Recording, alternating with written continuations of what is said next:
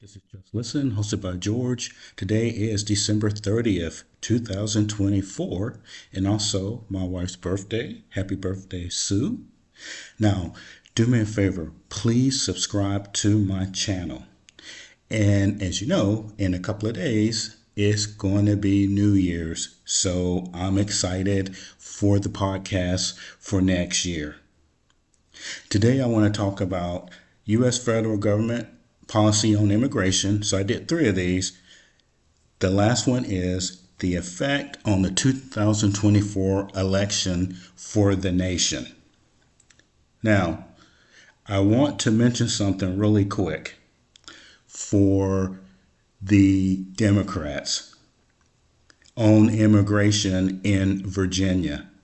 Part of the reason why they lost the governor's race, and that was 2 years ago, was because of this immigration policy and also DEI and transgender rights. But the point is, immigration was a factor in that Virginia race even 2 years ago, and the Democrats missed it.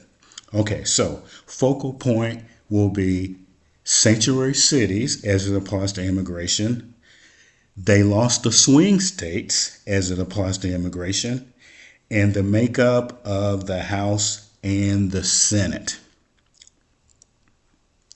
The most important issue for this election cycle, in my opinion, was immigration.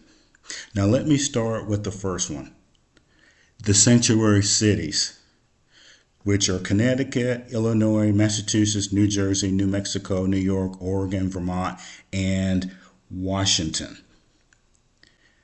So the point with those is that those races were very, very close. Most of them were.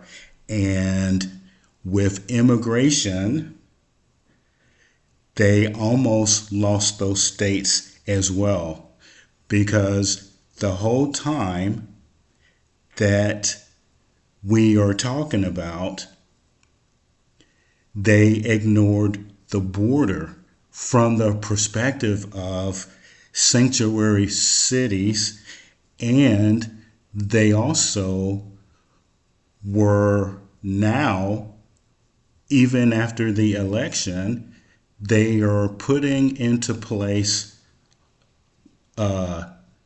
new directives to keep undocumented workers from leaving the sanctuary cities. And so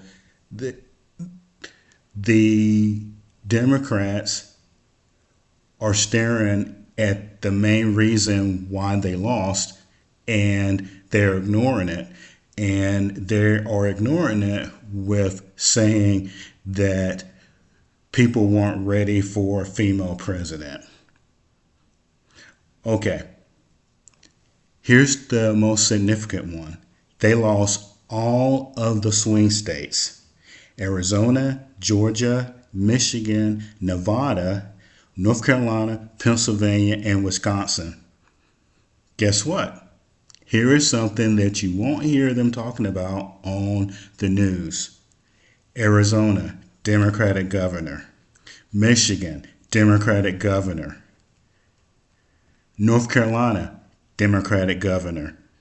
Wisconsin, Democratic governor. So it wasn't that Democrats couldn't win in those states, like they said. And one of them for sure is a woman.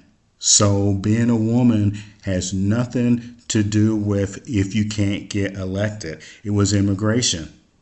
It was immigration policy that we had seen the last 4 years. And during the campaign, the Democrats at the top of the ticket ignored it. And as you know, they blamed it on Congress. Well, we have to enforce our own laws that are on the books. They purposely, and as a matter of fact, on immigration, the vice president was in charge of it, and she ignored it. Had nothing to do with her being a woman. Why? she lost. They did not want to talk about immigration. They had absolutely no policy whatsoever. Now let's look at the House and the Senate. The Republicans have a 220 majority. Okay, so why is it that the House of Representatives is so close when at the top of the ticket they lost?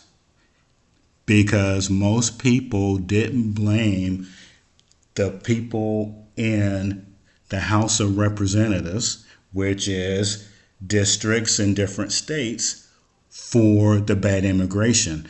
They blamed at the top of the ticket, which was the president and the vice president. So again, the top of the ticket was Harris, and she never explained their policy on immigration and what to do about it and why they had done nothing for 4 years.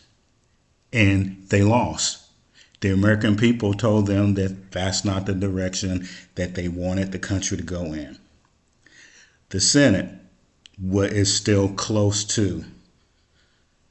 And same situation. If you look at the states, they didn't blame the senators on immigration. Again, they blamed the top of the ticket, which would be the president, the person running for president. And as a matter of fact, in West Virginia, they would have lost anyway. It didn't matter because that's a conservative state. Which leads me into something else here. Do you realize that since Bill Clinton was president, the Democrats never went Tennessee, Missouri, or even Florida? It's their policies that should be scrutinized. And for this whole election cycle, and I've talked about it in previous podcasts, they acted like they were elites and that the general public did not understand why they were doing that, and they didn't care about immigration policy whatsoever. And there were other things too, but the immigration policy cost them the White House, and that is squarely their fault. This is Just Listen, hosted by George. Let me know what you think. You can make comments on the content that I just talked about, and I'll see you next year.